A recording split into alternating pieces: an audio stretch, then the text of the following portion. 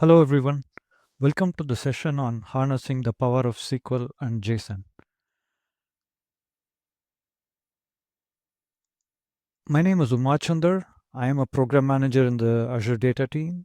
I've been leading many developer features over the last 2 decades.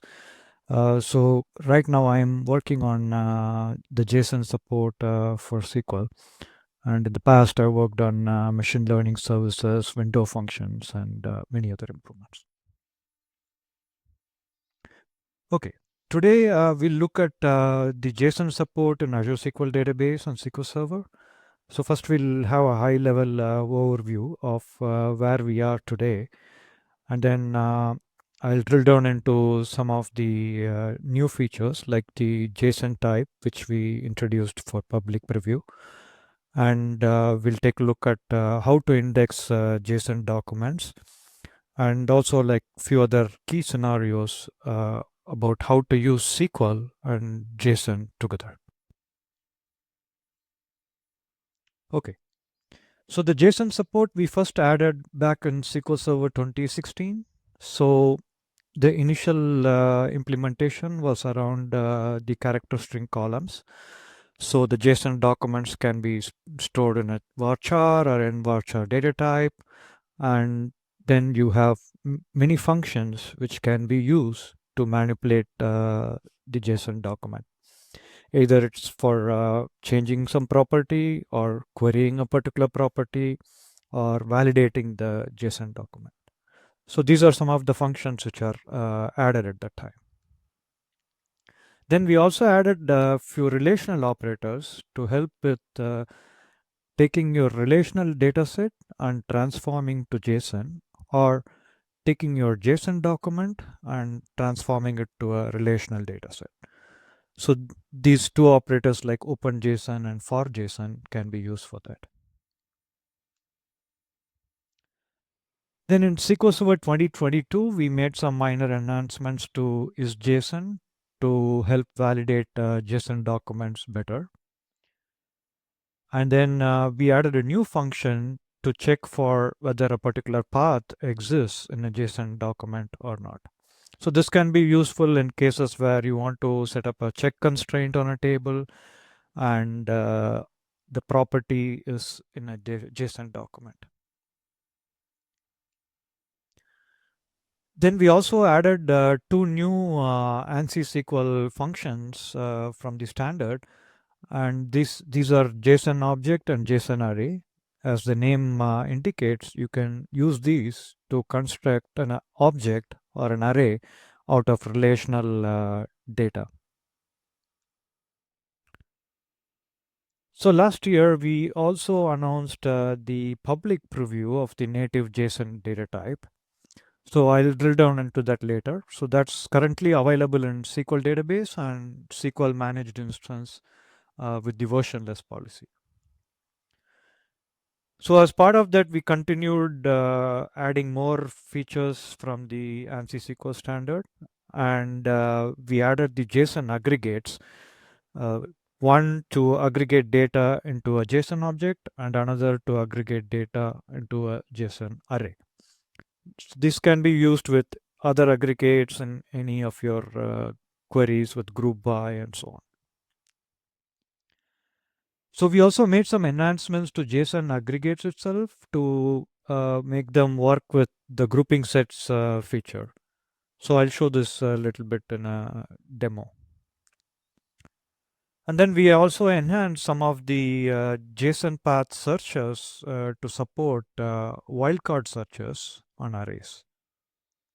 So this is a high level where we are today, and next I will drill down into some of the features which I talked about. So the JSON type, it's a new data type. It's a binary format. So once you store the JSON document, we basically store it in an optimized manner. This uses all the existing LOB data type capabilities in the storage engine, and we support up to 2 gigabytes of size in terms of the JSON document.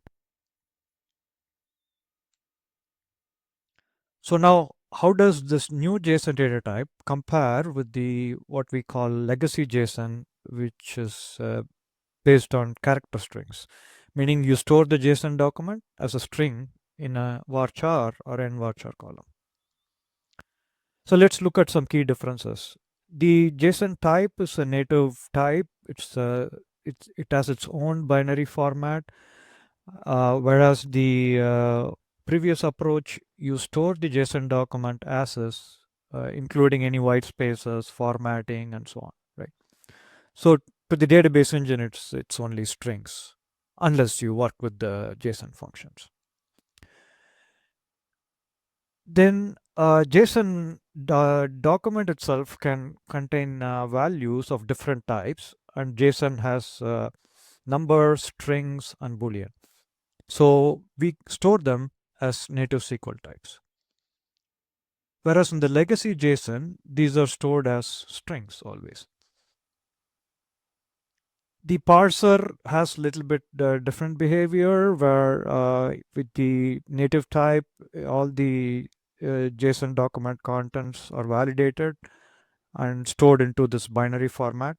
Whereas with the previous string approach, depending on how you use it, I mean, you may get results on incorrect documents, like shown in this example. The new JSON type is optimized for very fast query processing. So this can be used to look up keys very quickly, locate array elements, and so on. The character string approach, I mean, you have to basically parse the JSON document for every operation. The native JSON type also supports in-place modifications of JSON values or keys. So this can be very useful when you're updating only a specific value and not making any big changes to the JSON document. Whereas with the old string approach, even if you were to change a single property, you need to basically rewrite the entire document. And lastly, since we store the JSON document in a binary format, you get some inherent storage savings, and that is evident as you store larger documents into the JSON type.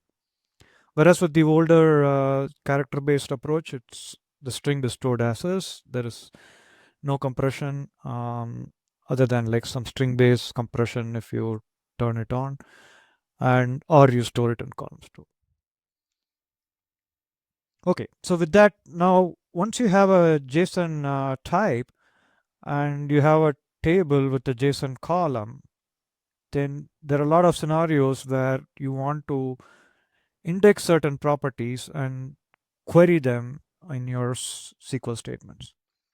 So for that, currently the approach to use is the computed column based indexes. So in this approach, you would basically write a JSON value expression as shown in this example, where in this JSON value, I'm basically looking at a specific property called price, right? It's a key inside the JSON document in this column, order info. So now you add a computed column on that, and that expression can be any complex expression. You can nest other functions, call other SQL functions. In this example, we are converting the value into a specific decimal type. And then you create a regular B-tree index on that.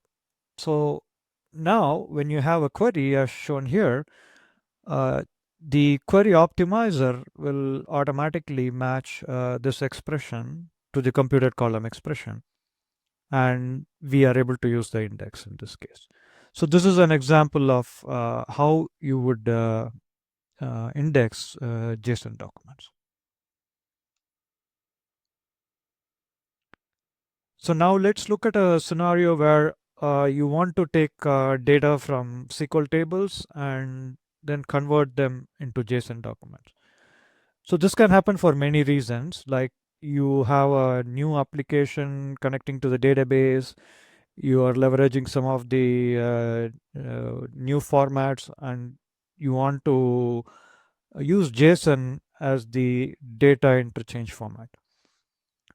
So one way you can do that is take a relational data and use the JSON object, JSON array, or the JSON aggregates to basically transform relational data into JSON on the fly.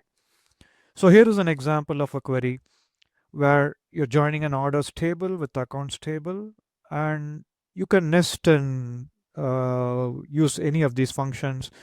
You can basically generate any arbitrary or complex structure that you want, and then this whole expression in this case returns a JSON document.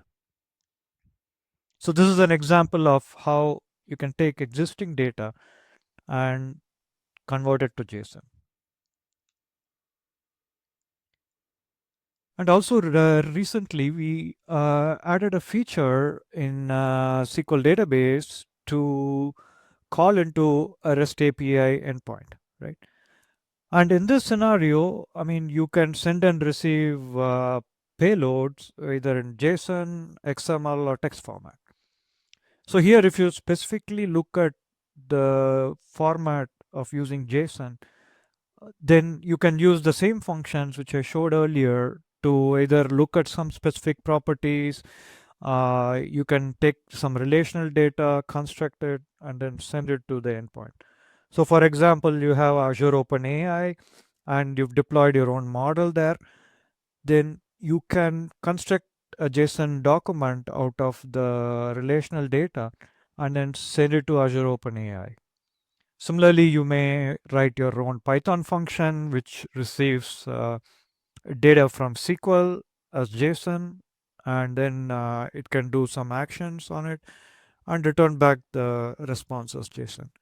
So this is another way where you will leverage the JSON functionality in SQL database along with the existing SQL functionality.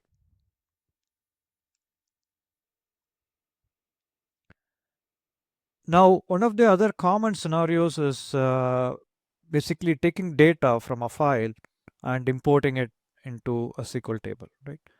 So today you can use Open Rosette, for example, to read data from various file formats like a CSV, custom text file, Parquet file, and so on. And since JSON is a very popular data interchange format, there may be a lot of scenarios where you have a data feed coming as a JSON file, and you want to take that file and convert it to some relational format, right? So here, one of the things you need to remember is typically JSON documents are UTF-8 encoded. So you should make sure that you are using a UTF-8 collation so that you can take the data and store it in, say, varchar, or deal with any other string functions, for example. So here is an example where you use OpenRowSet to read the JSON file in this case, and here the file has one JSON document. So we are reading it as a single character lob object. In this case, it will be returned as a varchar max column or a type. So since I said like many of the files are typically UTF-8 encoded, so you will have to specify the code page so that we know, okay, what is the encoding of the file, and then we can preserve the data when you read it into SQL. So this is an example. So in this case, we are taking the entire JSON document and returning it as a single value. Now, in the same scenario, you may have a JSON document, but you are interested in maybe extracting certain properties out of it or converting it into a relational data, right? Meaning each property in a JSON document is a column in a result set. So here you can again use OpenRowSet to read the file, but then you join it with a open JSON operator, as I described earlier. And now you can extract the individual properties out of the JSON document into a relational data set.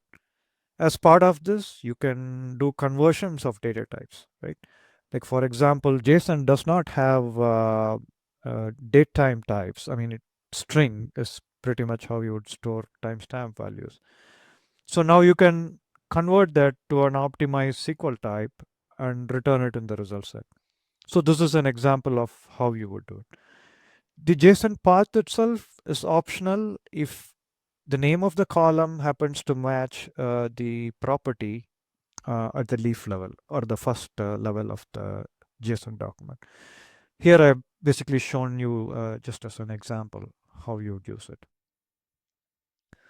So these are some of the scenarios how you can use JSON with SQL and combine both data sets or take a relational data set, convert to JSON, and so on. So now let's go ahead and take a look at some of the functionality.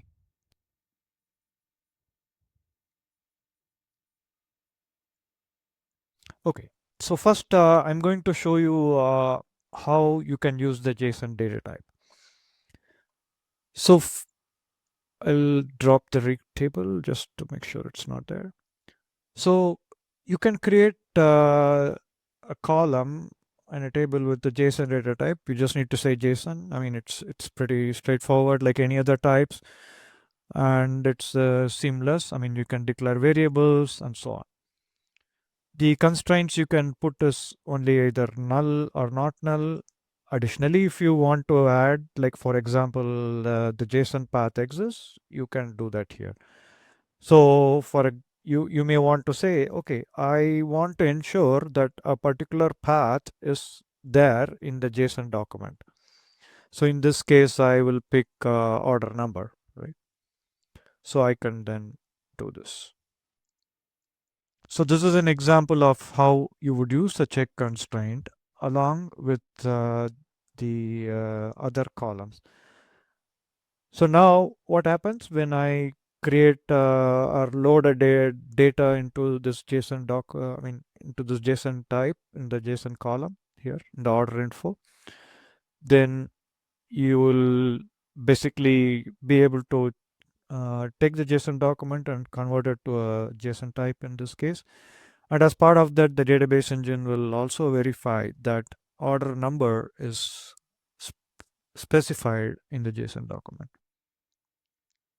If it is not that, you will get an error like a check constraint error. So now here is an example of how the JSON document is stored. As you can see, once even though it's stored in binary format, the clients will see it as a UTF-8 string, and they're able to format and show the document here.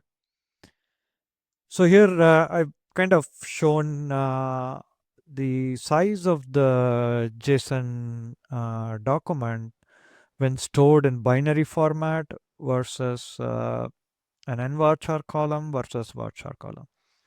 So here you can actually see when you compare it to nvarchar where every character is stored with 2 bytes, the JSON binary type can be smaller, right? So in this case, you get some savings.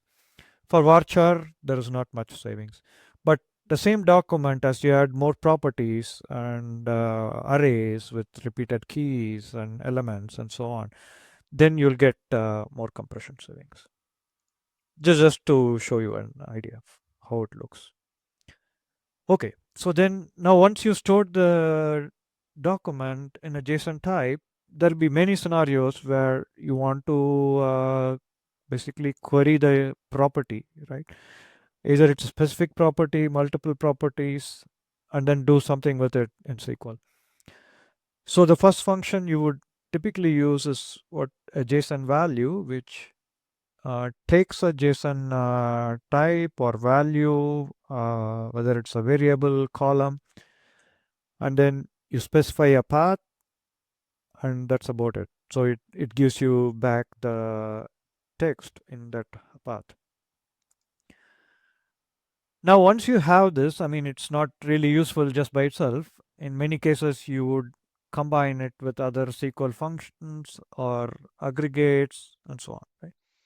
So here I've shown an example of how you would use the aggregates with these JSON value functions.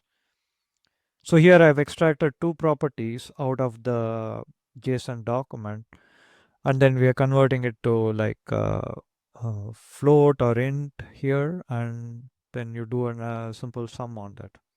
So this is an example of how it's very easy to go look at individual properties, extract them, convert them to SQL types, use any built-in SQL function.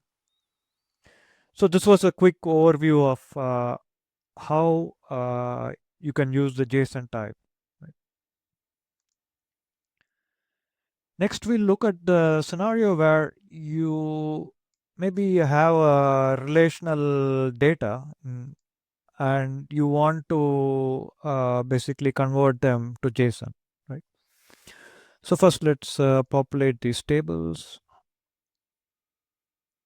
So this is a accounts table with some account number and 3 columns to represent phone numbers.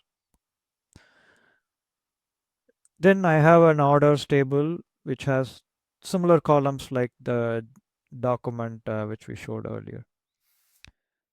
So now one of the functions I'm going to show you is how to take a JSON document. Say, for example, in this case, say you have a stored procedure and you're getting the JSON document from the application as basically the input, right? So in this case, the web service or the application is sending JSON as opposed to individual SQL values.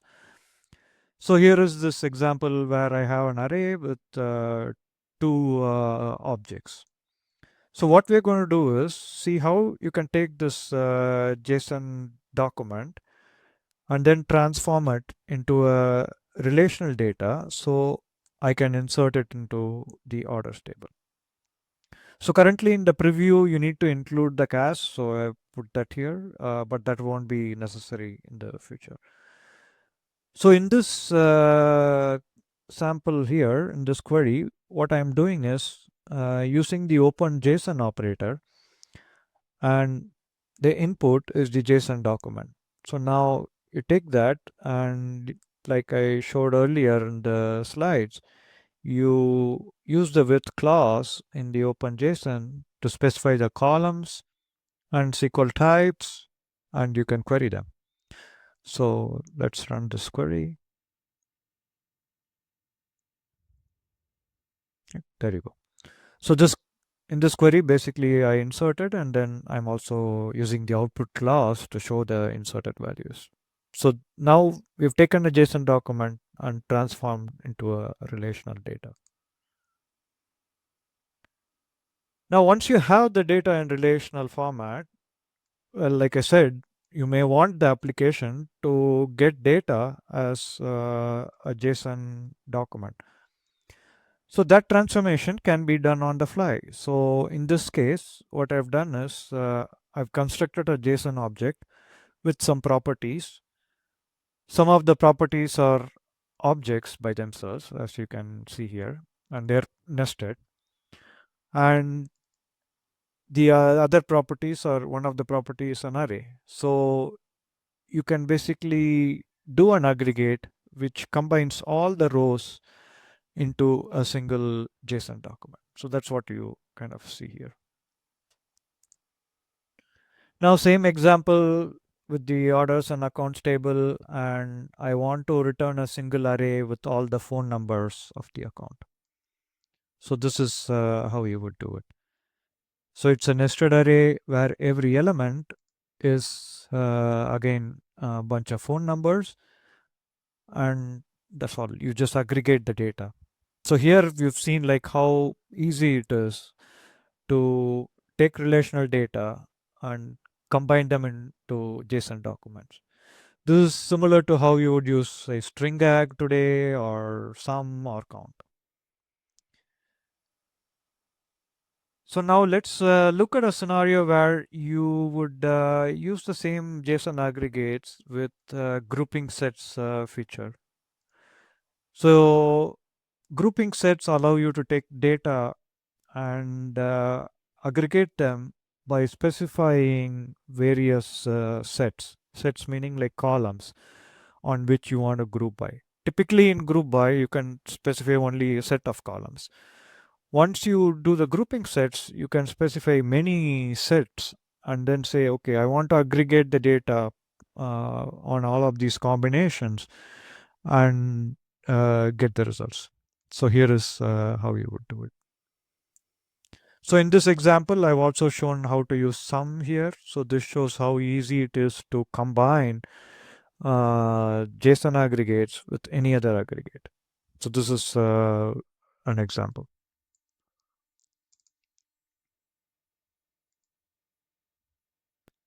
So now let's take a look at how you can read a file from the file system and import it into the database. So first, this file basically contains a JSON document like shown here. I'll show both the scenarios where uh, one is to read the entire file as a single column, so which is what we'll first run. As you come here. So this basically reads the entire column and the entire JSON document into a single value. And as you can see, the contents of the JSON document are here. And now you may want to join this with OpenJSON and basically extract just the properties you want. So what we're going to do here is we're going to take the open row set output and do a cross apply with OpenJSON. And we'll pass the JSON document from the file as input. So here, as you can see, the path itself is not mandatory. If the property happens to match at the first level, we will automatically use it. So that's what I've done here. And additionally, the location itself as it's an object, the value, right? As you can see here, it's got two properties, X and Y. So you can actually go and extract them like this. So that's what I've done. And the languages is array. I'm returning that value also directly. So let's actually go and run this. That's it. So here, basically, we've joined the rowset function, which reads the entire document with the OpenJSON operator and extracted the values into whatever format you need. I've shown like different ways of using it. Again, like I said earlier, you can transform the data on the fly too. Like I'm showing here, I'm using the JSON value function to get only the second element in the languages column, which is an array by itself, right? Like here. So the JSON array, the indexes start from 0. So 2 is actually this one. So that's what this. Okay.